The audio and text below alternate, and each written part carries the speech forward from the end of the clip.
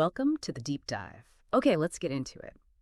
Forget what you thought you knew about smartphone cameras for a second. Today, we're looking at how the iPhone 16 Pro's ultra-wide sensor, often kind of overlooked, is, well, quietly changing the game for pro-level photos and videos, even out in the wild, without lugging around tons of gear. Our mission today is simple.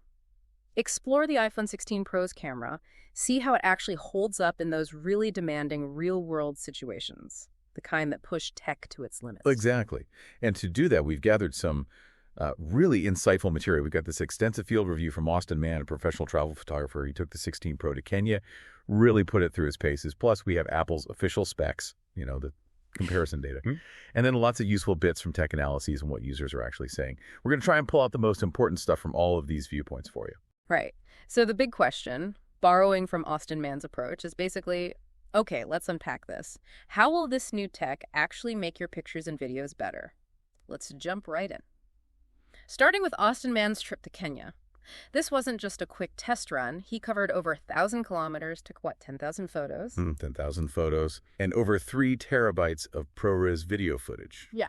With both the 16 Pro and the Pro Max. Yeah. It's, pretty exhaustive. That's serious testing. And the feature that jumped out at him the most, the one he was really excited about, it was that upgraded 48-megapixel ultra-wide sensor. Because thinking back, the iPhone 15 Pro's ultra-wide, it was only 12 megapixel. Right, just a quarter of the main lens's resolution. Which meant you had this trade-off, didn't you? Get the wide view or get the detail. You couldn't really have both. But this new 48MP sensor, it basically gets rid of that compromise. He said it gives a better sense of place and intimacy without sacrificing sharpness. Yeah, and there's this fantastic story he tells about photographing Craig, the super tusker elephant, with that new ultra-wide. Craig's apparently known for being unusually gentle and often walks right up to the vehicles. Wow. So talk about a high-stakes test, right? And having that wider perspective, but also the 48 megapixels, meant he could capture the whole scene, the scale of the elephant, the environment, without losing the crucial details when Craig got close. It's perfect for unpredictable stuff like that. That makes sense. And then there was a bonus feature tied to this upgrade, 48-megapixel macro photography. So the macro mode, it also uses that improved ultra-wide now. That's right. Which means those really close-up shots are now incredibly detailed. It could genuinely make the 16 Pro a new go-to for macro enthusiasts. Interesting. Okay, moving beyond the sensor itself, Austin also mentioned a physical change, the new camera control button. This isn't just software, right? It's an actual button. It is. A proper mechanical click, not just, a Taptic engine buzz pretending to be a button. Which means you could use it with gloves on. Exactly. Super practical for shooting outdoors, cold weather, that kind of thing. And its usefulness goes further. It's apparently the absolute quickest way to launch the camera. Works with the native app, but also third-party ones like Halalead are already supporting it. Okay. Think about holding the phone securely while leaning out of a helicopter you mentioned. Right. Or trying to get a really low-angle shot where tapping the screen is just awkward. That physical button gives you better grip, better feedback. Plus, you can customize it, turn off the UI elements for a clean view, or disable certain adjustments if you're in a high-motion situation and just need a simple shutter button. Pretty flexible. So ultra-wide gets a big boost, new button. Yeah. What about the main camera, the new 48MP Fusion camera? How did that perform, especially in those tough aerial shots over Kenya? Austin Mann seemed impressed by its responsiveness, even shooting at the full 48 megapixels. Said it focused quickly, captured sharp images, but he did note it could get quite hot shooting like that for a while. Did he or anyone else say if that heat actually affected anything? Did it slow down? That's a good question. The main review didn't really dive deep into whether the heat caused throttling or performance issues over long periods.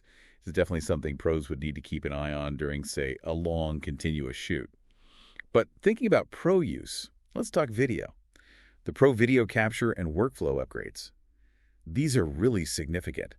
ProRes Log, capture that flat profile for grading, and the faster USB-C for shooting straight to an SSD. Those are genuine game changers for serious video work. Right. And, okay, it's niche, but that 4K 120 FPS slow motion for things like helicopter blades he mentioned, pretty impressive for certain shots. Gives you that 5x slowdown. And beyond just the picture, what about sound? Because that's huge for video, often more important than the image quality sometimes. Absolutely. Audio carries the story. And the 16 Pro has some new audio improvements. Wind reduction, audio mix. Things that tackle that classic problem of wind noise ruining your audio outdoors. Exactly. You Okay. often need those external mics with the fuzzy dead cats. Yeah. These built-in features are trying to address that directly. And the Pro model specifically gets this studio quality 4-mic array, which should, in theory, capture much richer, cleaner sound. And one last cool example of how it all ties together. Using an Apple Watch Ultra to remotely trigger the iPhone camera. Oh, yeah. He placed the iPhone on the ground, and these young lions got curious and came up to it. No way. Yeah, and having that 48MP ultra-wide was key again, because they were close, unpredictable. He could trigger the shot remotely and still get incredible detail thanks to the resolution, even though the framing was a bit of a guess. Okay, that paints a really vivid picture of the Pro's capabilities in demanding situations, but Right. brings us back to the big question for a lot of people listening. Do I really need the Pro? Or is the standard iPhone 16 good enough? Let's compare them directly using Apple's info and what reviewers are saying. Right, let's break down the cameras first. Both have that new 48-megapixel Fusion main camera. Interestingly, the standard 16 actually has a slightly wider aperture f1.6 versus f1.78 on the Pro. Oh, okay. So potentially a tiny bit better in low light on the standard main camera. Theoretically, yeah, a tiny bit more light gathering. Yeah. But the real difference is the ultra-wide. 48 megapixels on the Pro, only 12 on the standard 16. That's a big gap in detail for wide shots. And the telephoto. Only on the Pro. You get that dedicated 5x optical zoom using the tetraprism lens design. The standard 16 just doesn't have a telephoto lens at all. Got it. But they do share a lot of the computational stuff. Oh yeah, both get True Tone Flash, Photonic Engine for low light, Deep Fusion for textures, portrait mode, photographic styles, macro, spatial photos for the Vision Pro, and night mode. Okay. What's only on the Pro then, photo-wise? Pro exclusives for photos are night mode portraits, so portraits in low light, and Apple ProRAW support. That's the format that gives you much more editing flexibility later. And video. Sounds like the Pro pulls ahead there significantly. It really does. Pro gets 4K Dolby Vision up to 125 pixels slow-mo, standard caps at 60 fps. Pro gets ProRes recording up to 4K 120 fps, crucially with external recording support via that fast USB-C. Which the standard can't really do because of the slower USB port. Exactly. Pro also gets log video recording for professional color grading, and ACS support the Academy Color Encoding System, another Pro standard. Even the front camera gets ProRes on the Pro. Okay, camera differences are clear. What about other key things? Processing power. Both have the A18 chip, but Pro gets A18 Pro. Is that a big leap? Well, the benchmarks show a difference. Maybe 6% faster single-core, 10% multi-core CPU performance for the Pro. Which sounds noticeable. Maybe. Maybe, but for everyday tasks and potentially even for Apple Intelligence features, it might not be a huge difference in practice. Apple designs those features to run well across the board. Right. Display, though, that seems like a more tangible difference day to day. Definitely. Pro has a slightly larger 6.3-inch screen versus 6.1-inch, but the key is promotion. The 120 hertz adaptive refresh rate. Yeah, and the always-on display capability. That 120 hertz makes scrolling, animations, everything just feel incredibly smooth and responsive. And the standard 16 is stuck at 60 hertz. Still 60 hertz. And apparently, according to user feedback we looked at, that difference is really noticeable. People mentioned reading text, scrolling.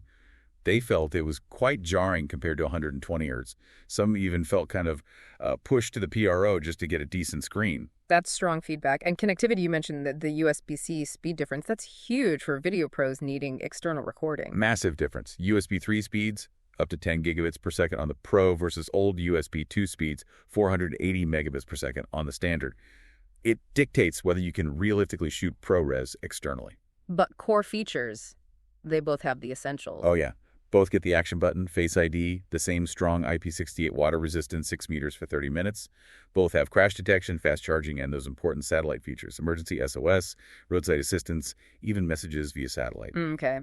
Physically, the Pro is a bit bigger, tiny bit thinner, a little heavier. Just over an ounce heavier, yeah. 7.03 ounces versus 6 ounces for the standard. And price. Around $200 difference for the base models. $999 Pro, $799 standard. That's about right for the starting 128 ABE models. And you get different colors too, the titanium finishes for Pro, more vibrant colors for the standard. So, boiling it down, the so what for you listening, if your aim is really to, stretch your videography or photography muscles, if you need that maximum detail, that fine-grained control, those advanced video formats, the Pro is very clearly built for that. It's also true that for a lot of people, the standard iPhone 16 is going to be more than enough, right? Some users we saw feedback from, they went for the standard and they found the differences just didn't matter much for how they use their phone. Exactly. Especially if you're not diving into ProRAW or ProRes, or maybe you just don't notice or care about 120 hertz screens, saving that couple $100 could absolutely be the smarter move depending on your priorities. So wrapping this up, the iPhone 16 Pro definitely pushes things forward, particularly with that impressive 48MP ultra-wide and all the Pro video features. But the standard iPhone 16 remains a really strong phone, packing in most of the core features people rely on every day. Which leads to maybe a final thought for you to consider. As these phone cameras keep getting better, especially capturing these, unique moments like Austin Mann did in Kenya, how do you see these seemingly subtle but actually quite powerful tech advances shaping the kinds of stories you'll want to capture and tell with whatever device you choose next? Something to think about. Keep asking those questions, keep digging deeper, and stay curious.